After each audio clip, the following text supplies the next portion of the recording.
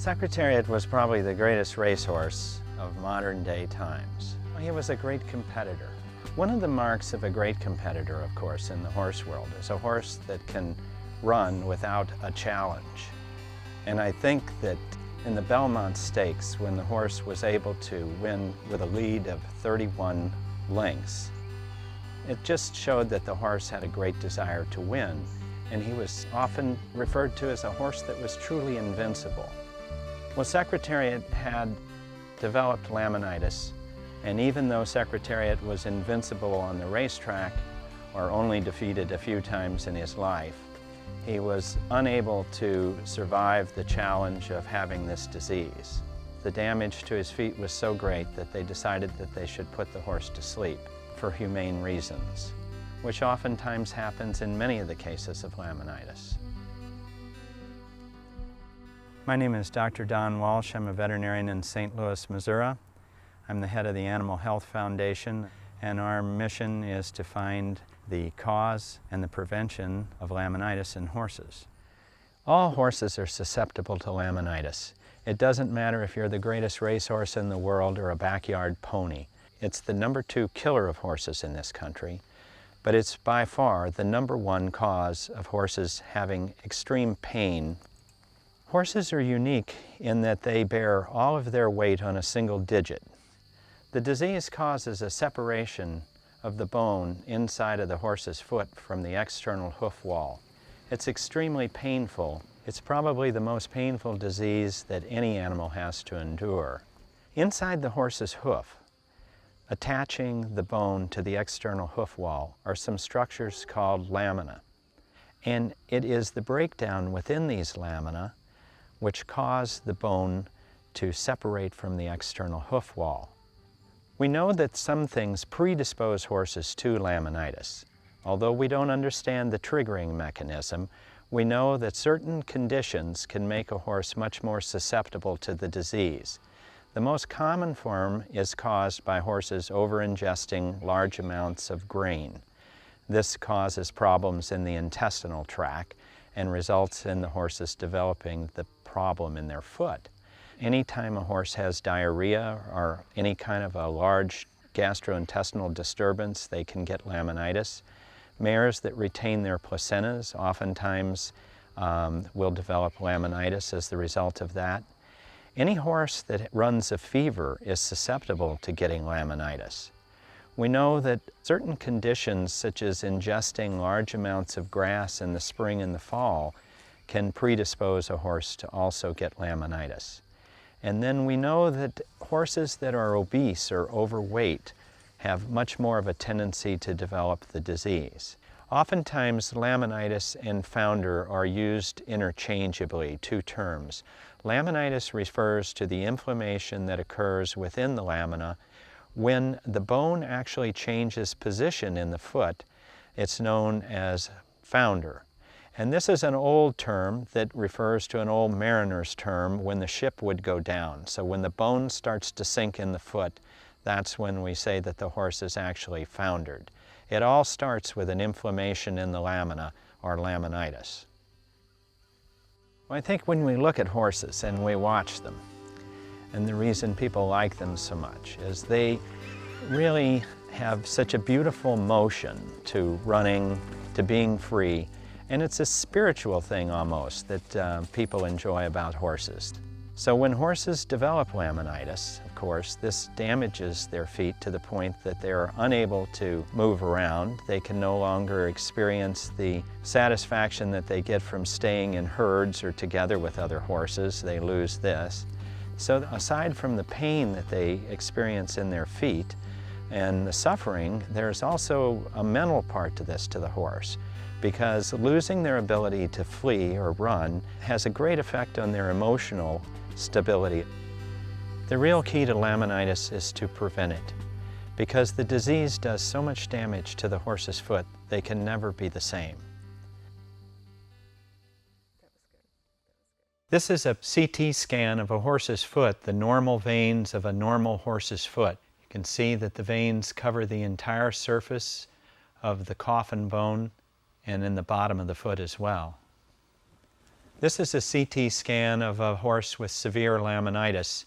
You can see the massive amount of destruction of the veins in this horse's foot. The whole front part of the sole, they're gone, and the front of the foot. And this is from the pressure of the bone moving inside of the foot. Many horses that don't die of the disease continue to lead lives of pain and suffering as the result of the disease. Many of them are partially crippled for the rest of their lives. A number of horses do manage to survive the disease and go on to live normal lives. Understanding why some of them do and why some of them don't is still part of the mystery of the disease. It's a frustrating disease for both the owner and the veterinarian. In a survey that was taken of all the equine practitioners, this disease was listed the #1 disease that needed more research done. The veterinarians try different things. Not any one treatment seems to be successful. The owners feel helpless to help some of these horses. They don't know whether to continue to treat them or put them to sleep. There are certain breeds of horses which have more of a predisposition to laminitis, but there is no horse or no breed that is free from this disease. Regardless of the type of care that animals receive, the disease laminitis can strike at any time for any horse. Because of the incidence of laminitis and the pain that this disease causes, it motivated a group of horse people and myself to start the Animal Health Foundation in 1984, a nonprofit organization which is all volunteers. The board of directors meets annually and reviews research proposals and grants monies to different researchers. One of the major researchers that the Animal Health Foundation has funded since 1995 continually is Dr. Chris Pollitt. Dr. Pollitt has developed the Australian Equine Laminitis Research Laboratory and contributed more knowledge to the cause of laminitis than any other researcher in recent times. His work demonstrated that the bond between the external hoof wall and the bone inside of the horse's foot was being destroyed by the overactivation of an enzyme system. Now, this enzyme system is necessary and there in the horse's foot to facilitate the normal growth of the foot. But when it's overactivated for a prolonged period of time, it allows the lamina to start to pull apart and break down. And that's what causes the actual painful part of laminitis. The exact trigger that causes this to occur is still not completely understood.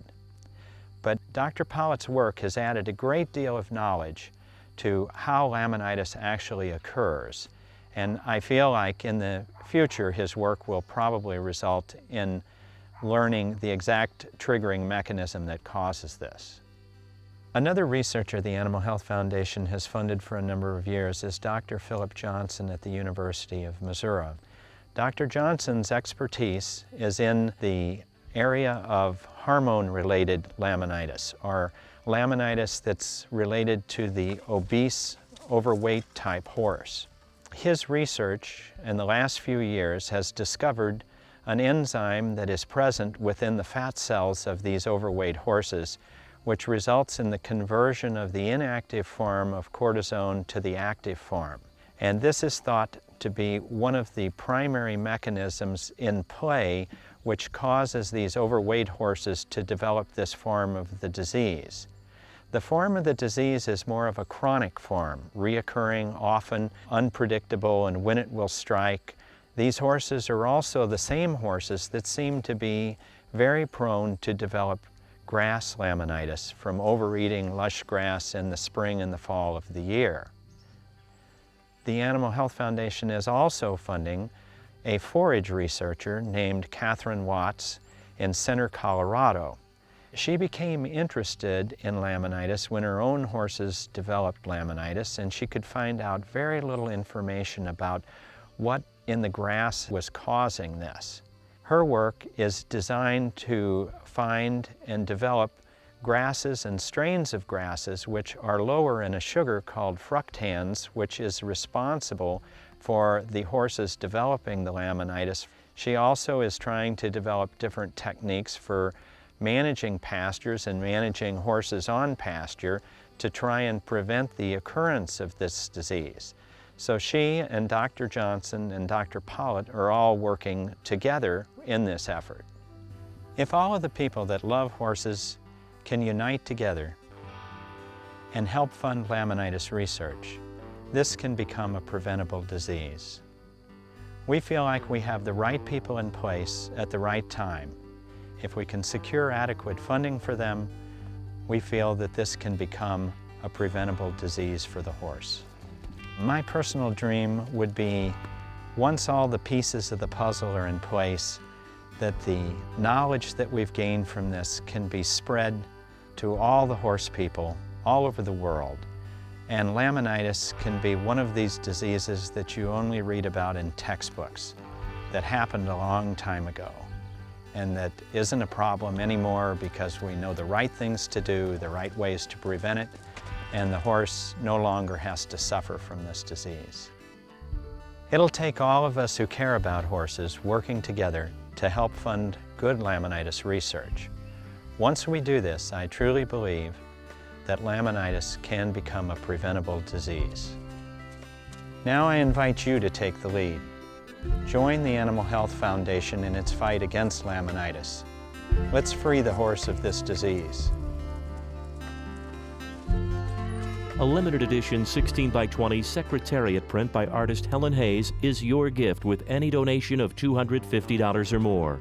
Donations may be sent to the Animal Health Foundation, 3615 Bassett Road, Pacific, Missouri 63069, or call 636-451-5249, or visit our website at ahf-laminitis.org. All donations are tax deductible. On behalf of those who cannot speak, the Animal Health Foundation thanks you for your support.